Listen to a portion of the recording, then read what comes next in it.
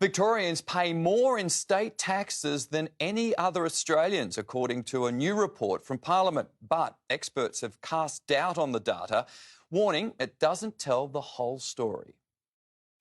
One is the Treasurer, the other wants to be, and when it comes to tax, they tell two very different tales. If I could dispel the myth that Victoria is a high taxing state.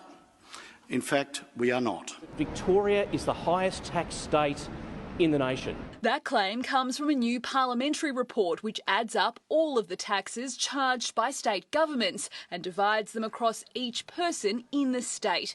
It shows by mid-next year the Andrews government will make just over $5,000 tax dollars per Victorian. That's around $300 more than New South Wales, and experts agree when you analyse that data. Looking at land taxes and payroll taxes, Victoria is the highest taxing state. But they also admit that approach leaves out revenue from mining companies. That is very close to a tax, but is technically called a royalty and not a tax. And that's something that WA, Queensland and even New South Wales benefits from quite a bit. If revenue from those royalties is included, Victoria falls to third place.